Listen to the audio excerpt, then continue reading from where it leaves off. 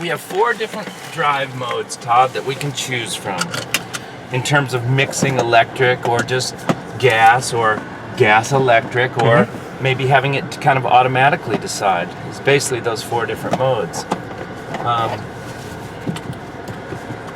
Wow, that shows you what's going on behind you. Yeah, got the camera there. I can turn that off. Wow. I go right here to my driver modes. We're in the most, the most performance mode. We've got all the gas and the electric, and it's charging. So that would be like the most performance. Let's go to the opposite end of the spectrum. Let's go all electric here. We'll start off with that mode. And we'll even make this right turn. Now let's listen to the electric. How's it feel to be in DC, by the way? I love this. Capitol's right down the street. Love this town. Let's listen. What's it sound like? Let's listen to this.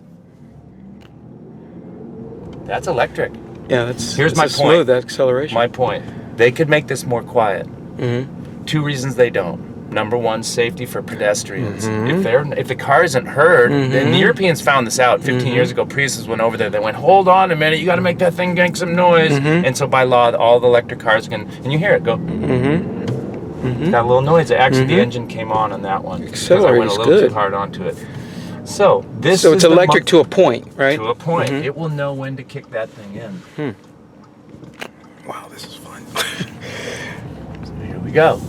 Listen to it. Nice and smooth. Normal, isn't it?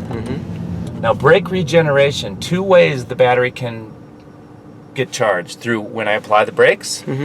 Or obviously when I'm in this other, out of the opposite end from the electric mode is this charged battery mode, which is like the performance mode, the most of the engine and the most of the electric, and it's going to charge that battery when it's idling, and we can see that our 2-mile range there, if we left it in this mode long enough, that number would start climbing up and up and up to get even up over 20 miles of range that it's capable of.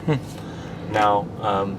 So in some ways, this is a better alternative than, say, a Tesla. Are you going up against Tesla, in a sense? Apples and oranges. Here's the deal.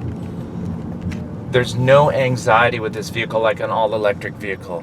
The minute anyone in an electric vehicle gets in there, they're like, all right, how far can I go? And well, they better know. They better know. That's absolutely. And even when they do know, and especially if they don't, there's anxiety. Don't cross the desert without like, a charging station. Oh no, like, am I going to make it? Am I going to make it? Now, even someone in a gasoline engine has that, although I realize cars are efficient and gas stations are everywhere. There's not a lot of anxiety with gas stations unless it's like, oh no, 50 miles to the next town and I'm on E. But gas electric, there's going to be the very least amount of anxiety. So if your battery runs out, you can make it all the way to wherever you need to on the gas. You never have to plug in.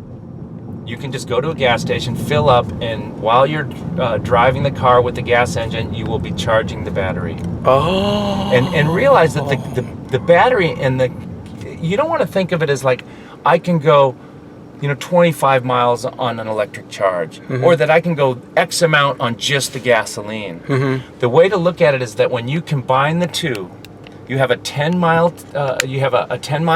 gas tank, or 10-gallon, about a 10.5-gallon gas tank, but you have a 400-mile range. So we're looking at about, those are good numbers, say 40 miles per gallon. And there's some go, well, my turbo, my diesel gets 46. And I go, hold on a minute. Can you go 10 miles to work, plug in 10 miles and come back and use nothing?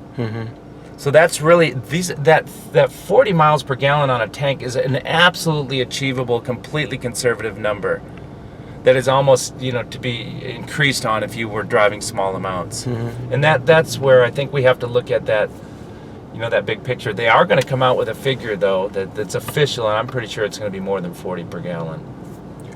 So this is a real car as far as I'm concerned because it has a major feature which I require, and that's a sunroof. Yeah, check out our sunroof with this. And Todd, it's got a really nice opening to it. Got a nice big opening, opens quickly. This is a great car to drive to the beach. Yeah, on a beautiful day like this, that sunroof is nice. It's like a convertible. Turn it, in the winter, open the convertible and turn your heater on. Keep your AC on, open that sunroof, enjoy. So is there an American plant that our Audis are interacting with at all these days? That's a good question. I think right now this car is from Germany, but I don't know if they're going to build an e-tron plant in the States. So this car is, would you say it's meant for the Autobahn? Absolutely, all Audis are. All Audis are great for the Autobahn. That's, you know, one of the things I hear a lot is when people drive this, they go, I didn't expect it to be like other Audis, and it is.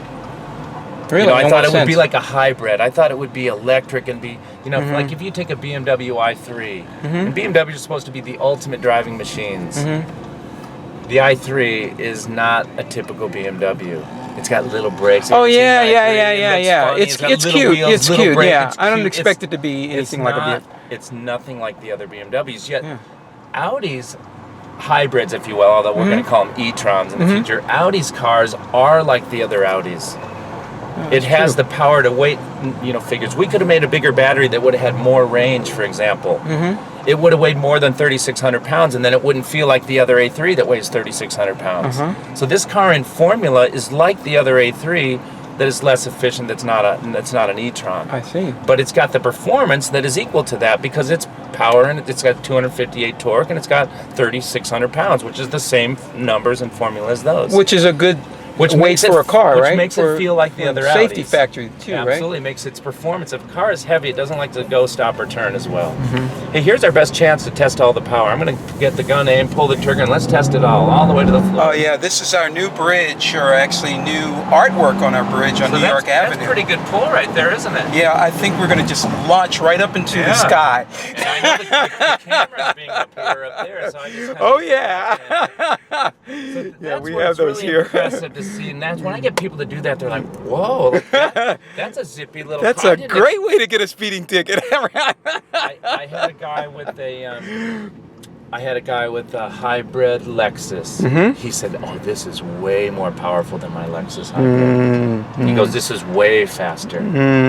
Very pleased to hear that. Yeah.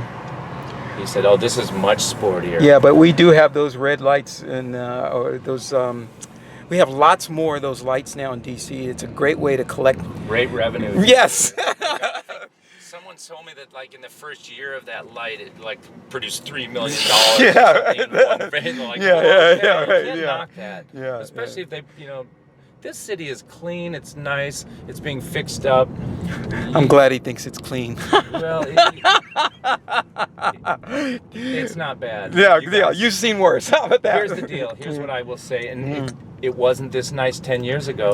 Well, that's true. It's better. Yeah, and it's because of those traffic cameras making all that income. No, I'm just kidding. Whatever. No, you guys but are- you're right. No, but there's- there's been some revitalization There going on has. in this community, especially. You would not have come down here 10 years ago unless you were delivering or picking up food. That's true. It's true. It was purely industrial. I like the hatch is a big seller too, right? Having a nice. You know, we in this country aren't as into the Sportback or hatchbacks. Really glad that this comes in that hatchback. I know the A3, the other A3, people were wondering, can I get a hatchback? So I'm going to guess that even though this is a hybrid and it's an Audi, it still costs about the same as a premium Audi would cost. 37 to 47 is what this price point is, which is real similar. It's a teeny bit more than the other A3. Oh, it than is. the regular A3. Okay, the regular A3. A little bit. But it's not way off. It's yeah. So the body style though is it Identical. popular? Yeah. To It the looks other. as though Yeah, so that's the thing going. Unless you see the e-tron in the back, you don't know it's an e-tron.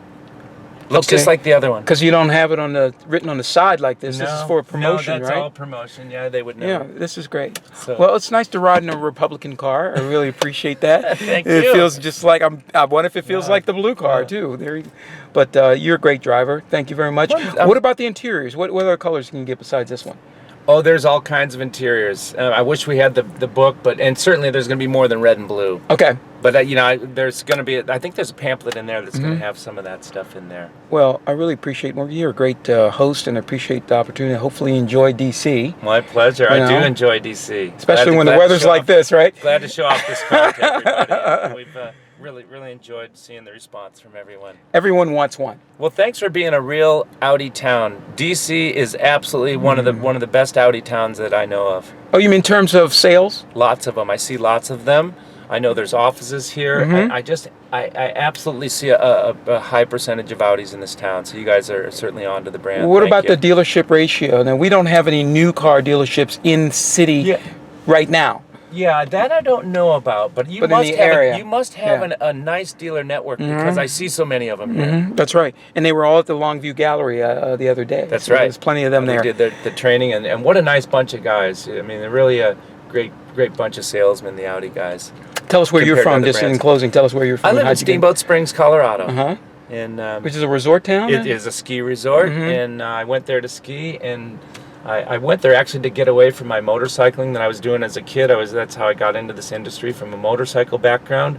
But as I then moved there, I got involved with this winter driving school that was started by a French rally champion. It was called the Jean-Paul Luc Winter Driving School. And it became now a Bridgestone school, and other brands have Was that a sponsored French driver then, right? He was a French rally champion for Citroën in the 70s. But through that driving school, we had other instructors come work with us. So then I got put in driver pool to work at Skip Barber and some other driving schools, like even Audis and BMW schools and Jaguar schools. And I love to do the driver instruction. That's my favorite. But I get involved with all kinds of automotive programs like this. That sounds great. So Yeah. it's a fun way to travel. Absolutely love the travel, and I love being around. Essentially, I need to be around wheels and motors. I knew that when I was 5 years old, and I've always been fortunate to be able to be around wheels and motors. You're fortunate to know that so early. Exactly. You can actually make a living doing it. I knew right away. All right. You've been a pleasure to me, man. Thank you so much for the time. All right. I'm compelled now to consider. Can you put this on layaway for me, please? Thank you. Thank you, Todd.